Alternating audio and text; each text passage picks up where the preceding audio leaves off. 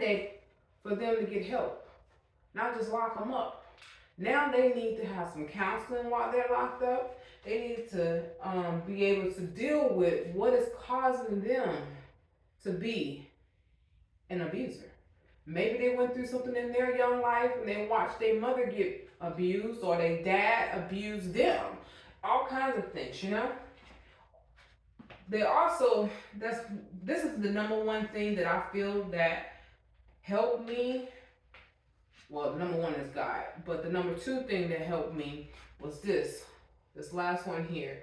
We need more men to rise up and tell their buddies that it's not cool to be hitting on your woman. So I did share the video with one of his cousins, actually two of his cousins, and his cousin was not happy to see that video of him hitting me because he pretended to be this God-fearing man. You saw how he was looking in his suits and stuff. He pretended to be all holy and thou, you know, all that.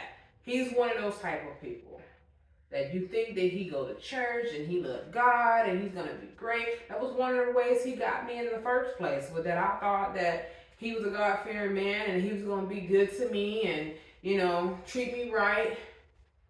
All of that was a no-no. All of that was a no-no. That did not happen at all. But when I sent that video to his cousin was mad.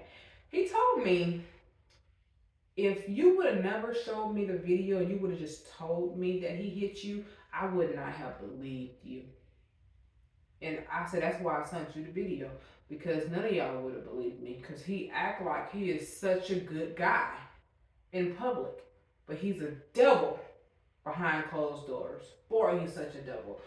And he was like, I can't believe it. So he ended up calling him up. He called my ex-husband up, and he told him, I saw the video, and I'll tell you right now, you better leave her alone.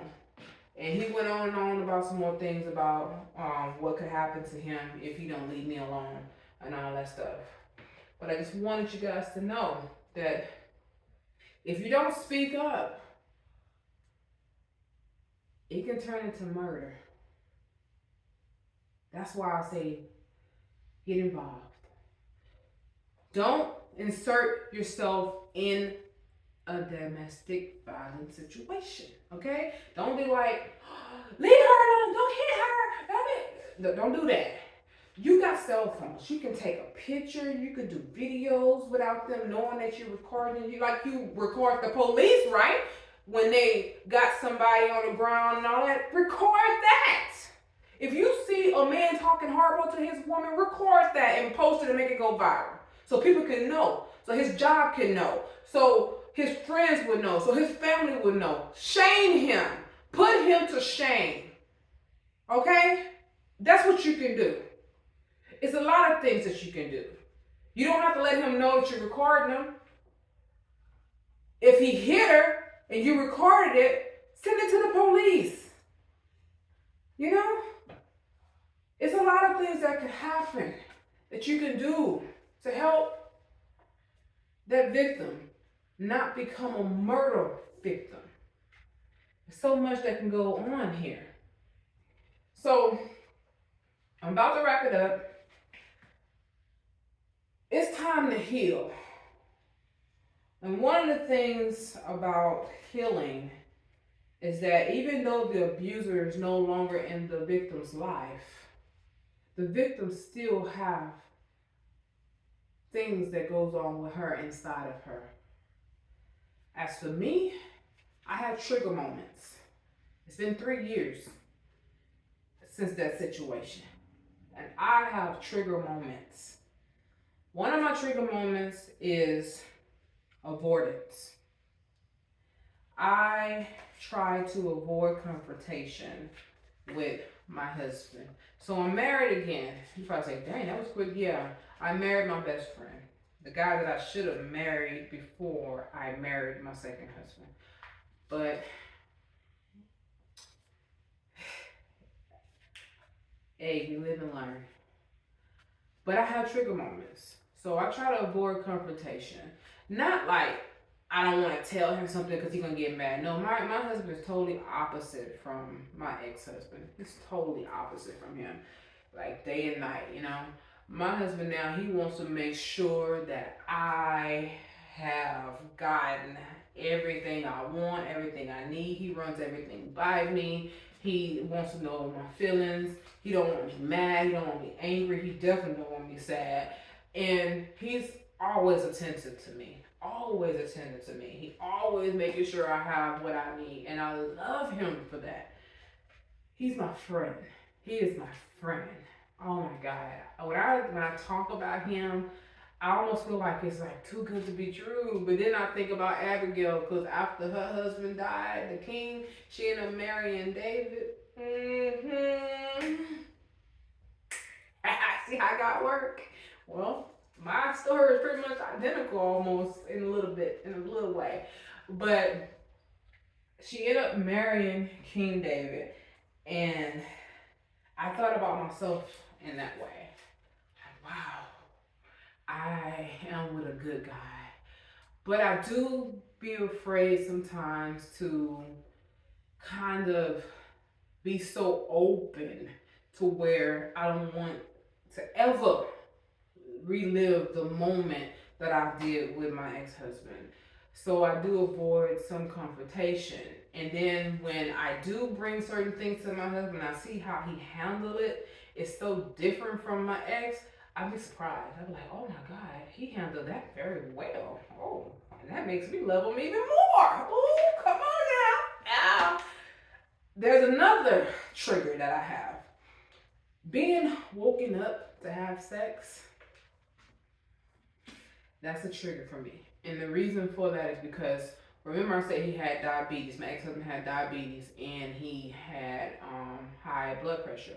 Well, with that, he also had ED, which is erectile dysfunction. He could not get an erection. I was happy that he couldn't get an erection because I didn't have to worry about him being inside of me no more. So that was a favor for me that God gave to me. But even though he could not get an erection, he would wake me up in the middle of the night trying to put that soft limp inside of me. And I used to be mad. Like, dude, you can't even get hard and you trying to put that inside of me? Come on, man. Don't even insult me like that. And he would get mad and start calling me all kinds of names and say, you know what? The reason why I can't get an erection because you don't turn me on anyway. I'm not even attracted to you, but yet you're trying to get some and you're not attracted to me. Dude, get out of here with all that. So I really have a trigger for that. I know my husband now, when he wakes me up sometime in the middle of the night. He don't really wake me up in the middle of the night. That he don't do. But there has been time when I have dozed off right before we were about to go to bed, and he will wake me up in that moment, and I will kind of like, oh my God, thinking that I'm back in the moment with my ex. It's a quick, subtle moment. It doesn't last long, but it have happened over and over again to where I had to realize that that was a trigger for me. And I also had to realize that I'm not with that guy no more. So I don't have to be defensive anymore. And I don't treat my husband now like that either. The way I was treating my ex about his situation. And even though I'm not there anymore, I still have moments, okay? And another moment that I have is PTSD. I didn't know I suffered from it. So PTSD is post-traumatic stress disorder, and suffering from it, from stress like that for a long period of time can change the structure of your brain. And what it can do is have you relive certain moments that's not happening. My son, he gets up early in the morning.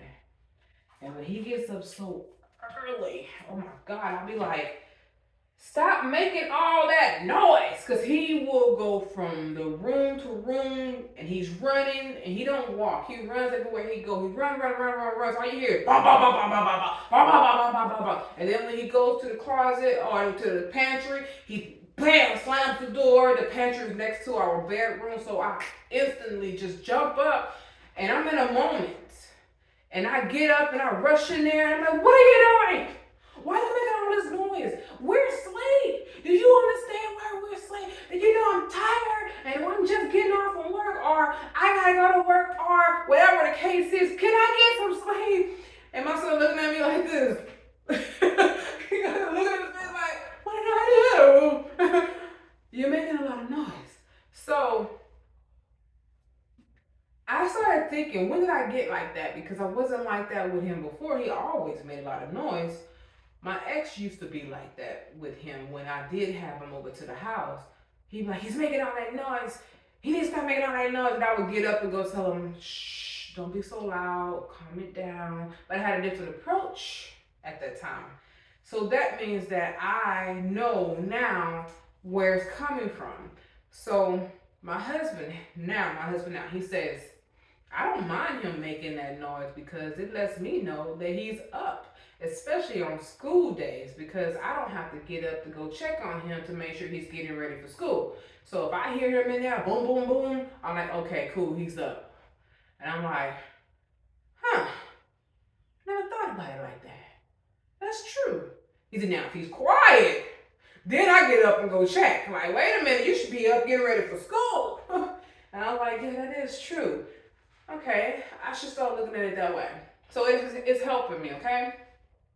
So I am now a life coach, certified, and I specialize in reducing your stress levels. I wrote this book. It's called The Stress Eliminator.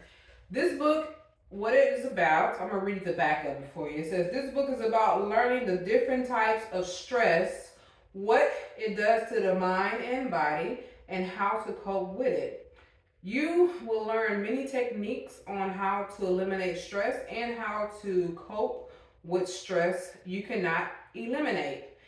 In this book, Alayla shares different aspects of why it is important to understand the type of stress you may be dealing with.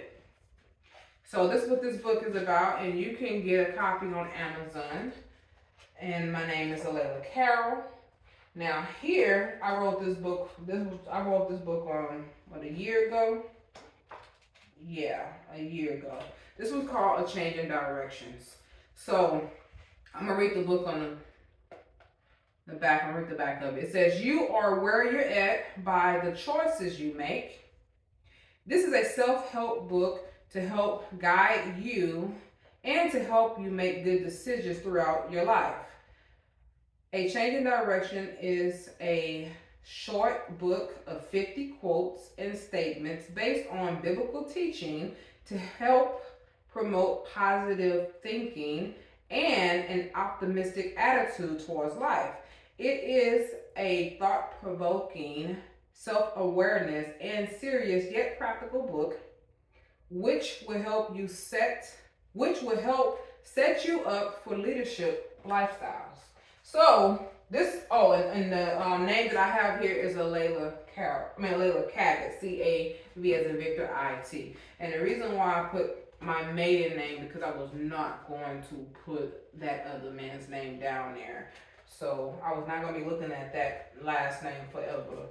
And I wrote that book before me and my husband now got married. So I am happy now. And I'm glad that I told my story. You know, I told my story once before on my podcast. I have a podcast. You can actually listen to it. And if you do go to it, make sure you download and follow me. The name of my podcast is Improving Your Thoughts by Freeing Yourself. Okay? You got to improve the way you're thinking by freeing yourself. And it's by Alayla Carroll. You can get it on anywhere you listen to podcasts. I did talk about it, my story on my podcast, but no one did not really hear it in this way. So I am happy that I told my story, and now it's time for you to tell your story and to take your power back by freeing yourself. Go ahead and think about your life. Think about what you can do. Think about how you could make some changes in your life. If you can't do it on your own, you need help, well, I can help you. You can go online and you can look up my business, Imaging Coaching LLC. That's Imaging Coaching LLC. Imaging Coaching LLC. The event is sponsored by Imaging Coaching LLC. I sponsor my own event, and I'm hoping to see you there. If you're in the Houston area, October the 7th, 2023, 6 p.m. to 10 p.m. Come on out. Come out. Come celebrate with us. They're going to be guest speakers. See, I already did my part, so I won't be really speaking. I will be hosting and introducing, but I won't be doing any of this, what I'm doing now, because I'm doing it. I already did it. So come on out. Come share with us. Come fellowship with us. Come and enjoy yourself. It's also a networking event. So if you are a business owner or you have an event coming up or anything like that, or even a podcaster or whatever, and you want to get the word out about yourself, bring your marketing materials with you. Your business cards, your brochures, any type of t-shirts, whatever you might have that you want to market yourself. And you can talk to other people in the room. It's not only going to be everybody in the room is a victim or a survivor. No, it's going to be many types of people. I have doctors, I have lawyers, I also have police officers, because I want to address them about this not taking care of the victim. One of y'all just need to separate that kind of stuff. They're coming to the event, and trying to get the mayor of Houston to show up, Mayor Sylvester Turner. I'm trying to get him to show up. I have to, hopefully he will come. You know, I saw him on one of my flights, and I didn't want to interrupt him, so I didn't say nothing to him or whatever, but I did get a chance to go on his website and see how to talk to him and everything. So hopefully when I extend the invitation that he would come. And also I have other life coaches that's going to be there, and they're going to speak about domestic violence, their experience with domestic violence, and what could be done and what help that is actually already put in place. So they're going to speak about those things. Come on out. We're going to party. There's a DJ. It's going to be food. It's going to be drinks. Now, alcohol is going to be served by the hotel. I will not be providing alcohol. If you want to get any type of alcohol, adult beverage, you will have to go to the bar and purchase your drink. And yes, you can bring it into the conference room where we're located. It's just you're going to have to go to the bar to go get it. The hotel provides that. The hotel also providing the food too, but that's a part of the actual conference. So it will be added already in there when you register. When you register, you're gonna have to make a donation. The donation, like I said, 75% of it is going to go to the Houston Area Women's Center. I just want to give back, okay? And hopefully you guys will help us to do that. Signing out, Alayla.